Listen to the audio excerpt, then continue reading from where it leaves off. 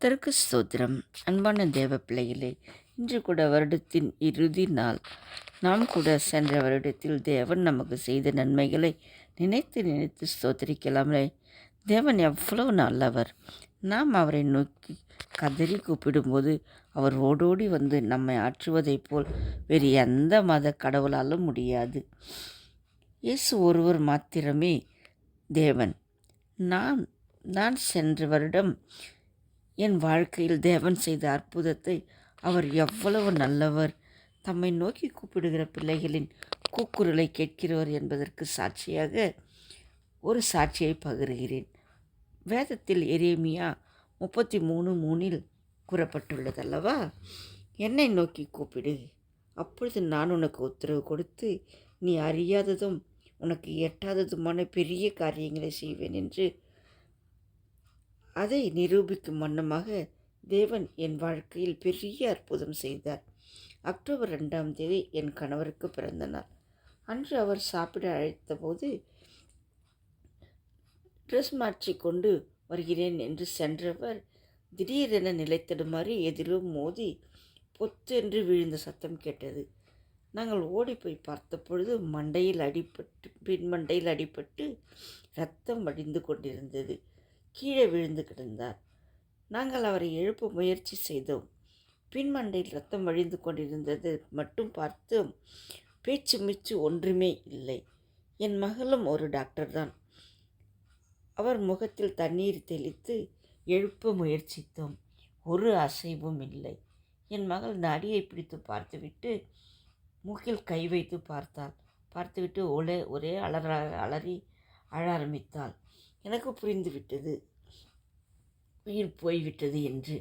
எனக்கும் சில மாதங்களுக்கு முன் ஸ்ட்ரோக் ஆகி நான் இப்பொழுதுதான் கொஞ்சம் கொஞ்சமாக பழைய நிலைமைக்கு திரும்பி கொண்டு வருகிறேன்.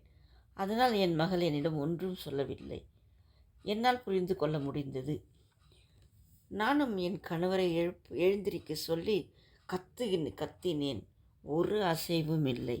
சுமார் 15 நிமிடங்கள் கடந்து போனது. ஹாஸ்பிட்டல் அழைத்து செல்லலாம் என்று முடிவு செய்தோம். ஆனால் நான் மட்டும் ஏசப்பாவை நோக்கி கதற ஆரம்பித்தேன்.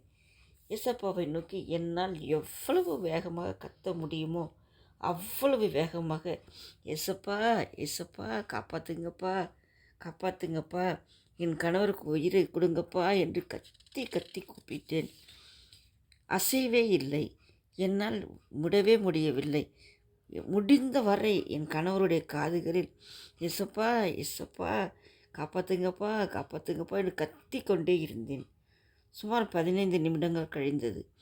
பின் அவருடைய தொண்டையில் லேசாக மூச்சு வரும் அசைவு ஏற்பட்டது. சிறிது நேரத்தில் கண் விழித்து பார்த்தார். தேவனுக்கு கோடான கோடி நன்றி. எல்லோரும் நன்றி செலுத்தினோம். இதை பார்த்து கொண்டு அழுது கொண்டிருந்த என் தம்பி என்னை பார்த்து கூறினான், ஏதோ ஒரு வல்லமை இறங்கியது மாமா மீது, அதனால்தான் அவர் உயிர் பெற்றார். உயிரே போய்விட்டது. ஆனால் அவர் எப்படியோ உங்கள் கடவுள் தேவனுடைய கிருபையால் அவருடைய பிழைத்து கொண்டார். இல்லாவிட்டால் இந்நேரம் அவர் இறந்து போயிருப்பார் என்று அவன் சொன்னான். அவன் இன்னும் இந்து மதத்திலேயே இருக்கிறான். அவன் கிறிஸ்தவனாக மாறவில்லை. அவன் சொன்ன அந்த சாட்சி என்னை இன்னும் ஆண்டவரை அதிகமாக துதிக்க செய்தது. ஆகவே தேவ பிள்ளைகளே, நீங்களும் கூட உங்கள் ஆபத்து நேரத்தில் இப்படி கத்தி கூப்பிட்டு பாருங்கள்.